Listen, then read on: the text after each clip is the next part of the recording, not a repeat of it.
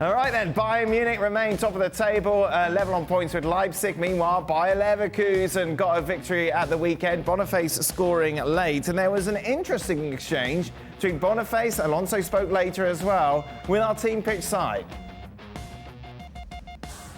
And what's your personal way to recover tonight? Is it an ice bath? I don't do ice baths, so I just go home and relax, and watch the game again. So then I relax. Seriously? Yeah. The whole game? Of course. Because after game it's difficult for me to sleep, so I have to watch the game again. And did you know that Boniface watches every game after his game ended? Yeah. Oh, you did know that? Yeah, I know. Did you do that back in the days as a player? Straight after the game, no. Oh boy. Straight. I did it wrong, I guess. No. I No, used he to said he watch didn't either. the next day. Yes, I used to like watching it, but straight after the game.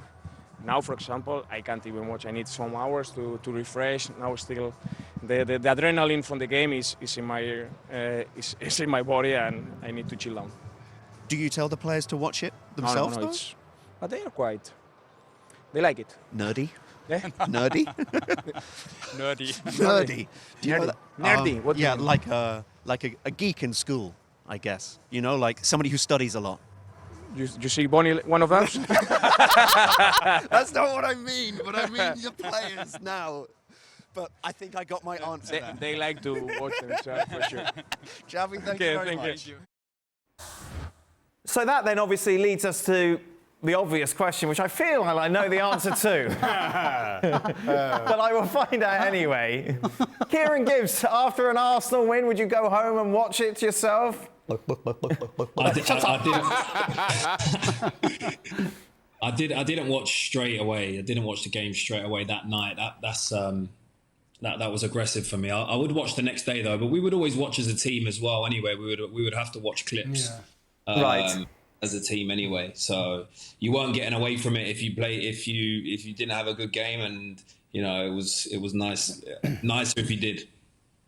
Mario, if it was available to you, would you watch the game when you got home?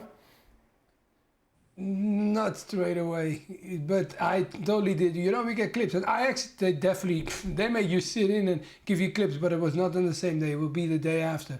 But no, when I came to England, the same thing what Kieran said. I normally after the game, I want to eat, go for dinner, have something to eat, and then the next day, then you pick things back up. Right. Mario being very kind, not straight away. Yeah. All right. Shaka Islam. Not straight away. No, really? Yeah, How many years would have to pass? I'm about a 25-year cycle, thereabouts. And now, Stevie, obviously as a player you didn't.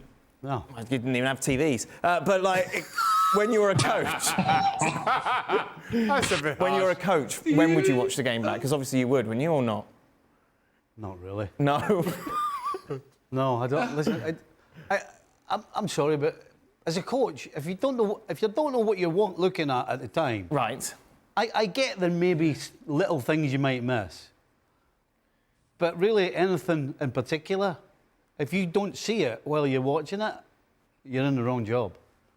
Honestly. Well, Alonso says he watches it. I think the programme to watch it now. Okay. But honestly, you shouldn't have to sit down and rewatch again. I mean, when I was playing, I could tell you all the mistakes I made. Okay. I didn't need you to tell me. And the other thing is, Ron Moran would tell you straight away. Of course, there he is. If he didn't get you on the Saturday after the game, he'd get you Monday and ask you what happened on that particular situation. So, no, and even the coaching didn't watch. So then what about you and Mariner Monday morning coming together, putting together clips for the players to watch? Clips. You would never use that. You would never use videos and say, what were you doing here? Why did you do this? Well, no, but there was a reason for that as well, because we had a good team. And so when we would speak to players, they remembered and they understood what they did wrong. Right. So we would have a conversation. But you didn't always have a good team. The last 2 years I was at the Revs, I had to do the clips. Okay. Because they had no How idea. did you do the clips, Stevie? Reluctant. Well, I didn't do it. No, I didn't Somebody think... else put them together. But it depends on the level of player. Okay. It really does. Right. You know, the top class players understand. They know the mistakes they've made. They know the things they did well. Right. They know. But the further down you go, it doesn't register. Things don't register. You need to harp on and show them clip after clip after clip, time after time. And unfortunately, the last couple of years I was at the Revs, I had players who didn't understand the game as well as the first 6, 7, 8 years. Kieran, when you were shown clips, were they helpful? There were some things that analysts and the manager would show us that you think, okay, at the time it doesn't seem like you did certain things that you were doing in the game, but then when you look back at the clips, you say, oh God, yeah, they're right. So I think it was helpful, all in all. But obviously Stevie's right. Like, the higher you go, the top players, they know the mistakes that they make. You don't need to remind them. That's how it is. Mario? Sometimes they will give you sometimes, like when I started, and I actually didn't have it, but when I, in the beginning you don't have it. I totally get what the guys are saying, but sometimes they will give you a little thumb drive. At that time we had disc because you didn't have thumb drives. They give you a disc, and sometimes they said, okay, have a look. When you got time, you go and have a look. It wasn't like a long journey that you had to look at, but you have like 10 minutes clips of yourself, and then he might say, like, look at the moment at the 3rd minute, because then you're standing on the wrong side, and then that's why you conceded. Things like that they would do. And especially when you were a young boy. When the older guys, I don't think the older guys had that. That's what Stevie said, he's right. But the younger boys like myself, oh yeah, I go home and I had to spend, a day at least. The next day I would come with the info. Mario, what's interesting, obviously you say you're one of the older guys under Roberto Martinez, and anyone who's spent any time with Roberto Martinez knows he's a lovely guy, but he talks a lot about football. How did you deal with those meetings? Because I can't imagine they were that short. No, he's very psychological when he coaches.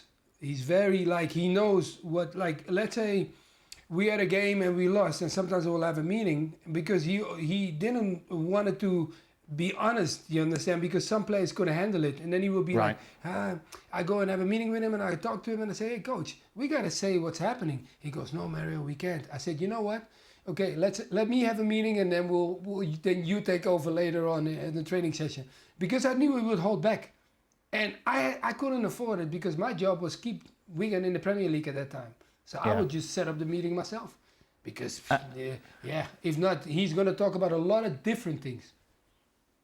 Shaka, I imagine goalkeepers are different, aren't they? What do you need? I wouldn't pay any mind. I'll be honest. Would you even be in the meetings? I was part of the meetings, certainly with Pardew. Pardew used to have those meetings and run clips by.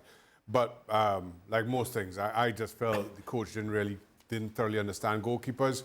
So whatever he said, just kind of in one ear, out the next. And I'd have a conversation with the goalkeeper coach. Right. Arrogant Shaka. Yep. Same old Shaq.